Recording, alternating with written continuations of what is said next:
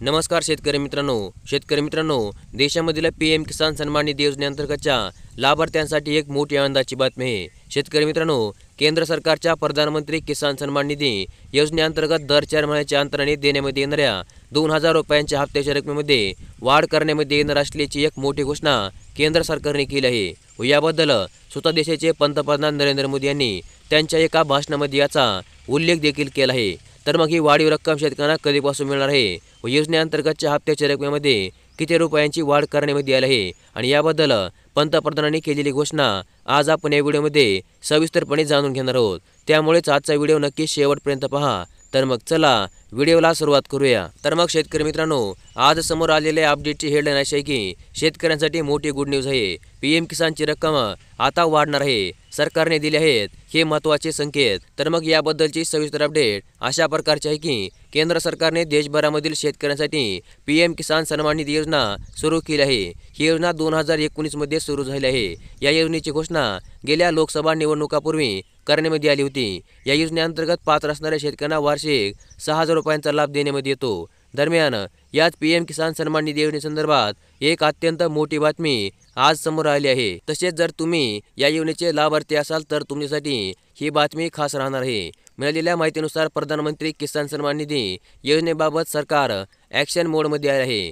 वास्तविक सरकारने कृषी आणि शेतकरी कल्याण विभागाअंतर्गत पीएम किसान योजनेचे मूल्यमापन करण्याची देखील योजना आखली आहे। तर मग NITI आयोगाशी संलग्न विकास देखरेख आणि मूल्यमापन कार्यालय DMEOने या योजनेच्या मूल्यमापनासाठी निविदा मागवल्या आहेत। या योजनेसाठी सरकारला दरवर्षी 60,000 कोटी रुपये खर्च करावा लागत आहे। याबरोबरच एका वरिष्ठ सरकारी अधिकाऱ्याने असे सांगितले की या योजनेने शेतकऱ्यांच्या आर्थिक गरजा किती प्रमाणामध्ये पूर्ण करण्यामध्ये येत आहेत याचे मूल्यांकन करणे हा या मूल्यमापनाचा मूळ उद्देश राहणार आहे। यासोबतच त्याचा कृषी उत्पन्नावर किती परिणाम झाला, तसेच थेट फायदेशीर हस्तांतरण म्हणजे डेबिट हा शेतकऱ्यांसाठी एक आदर्श दृष्टिकोन आहे की नाही हे समजून घेण्यासाठी देखील हे मूल्यमापन करण्याचे ठरवण्यामध्ये आले आहे। तसेच अधिकाऱ्यांनी पुढे सांगितले की या योजनेच्या मूल्यमापनाचा कालावधी 6 महिन्याचा राहणार आहे। म्हणजेच या योजनेचे मूल्यमापन 6 महिने सुरू राहणार आहे। या मूल्यमापनासाठी सर्वेक्षणामध्ये 24 राज्यांमधील किमान 5000 शेतकऱ्यांचा समावेश करण्यामध्ये येणार आहे।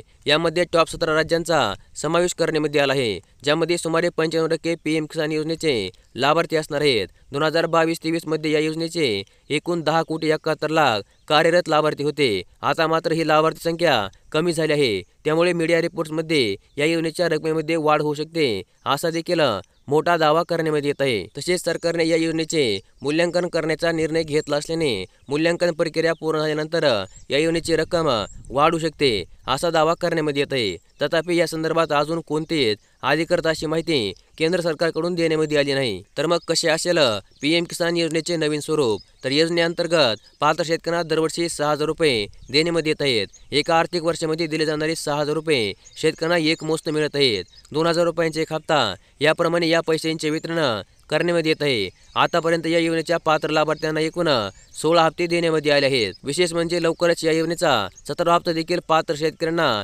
देण्यामध्ये येणार आहे। मीडिया रिपोर्टवर जर विश्वास ठेवला तर या योजनेचा पुढील हप्ता हा लोकसभा निवडणुकीचा निकाल लागल्यानंतर कधीही निर्गमित करण्यामध्ये येऊ शकतो। जून महिन्याच्या शेवटच्या आठवड्यामध्ये किंवा जुलै महिन्याच्या सुरुवातीला या योजनेचा पुढील हप्ता शेतकऱ्यांच्या बँक खात्यांवर जमा होण्याची दाट शक्यता आहे। याबरोबरच पीएम किसान सन्मान निधी योजनेअंतर्गत दिल्या जाणाऱ्या रकमेमध्ये वाढ होणार की नाही याबाबत अजून कोणताच निर्णय घेण्यामध्ये आला नाही। मात्र नीती आयोगाच्या माध्यमातून या योजनेचे मूल्यांकन केले जाणार असल्याने या योजनेअंतर्गत दिल्या जाणाऱ्या रकमेमध्ये वाढ करण्यासंदर्भात सरकारकडून निर्णय घेतला जाऊ शकतो अशी शक्यता आता व्यक्त करण्यामध्ये येत आहे। असे झाल्यास शेतकऱ्यांना नक्कीच मोठा दिलासा मिळणार आहे। तर मग शेतकरी मित्रांनो, पीएम किसान योजनेच्या पुढील हप्त्याच्या संदर्भातील एक अत्यंत महत्त्वपूर्ण अशी अपडेट आज आपण या व्हिडिओमध्ये पाहिली आणि अशाच प्रकारच्या दररोजच्या दररोज अपडेट जाणून घेण्यासाठी नक्की आपल्या चॅनलला सबस्क्राईब करून ठेवा आणि व्हिडिओला देखील लाईक करा।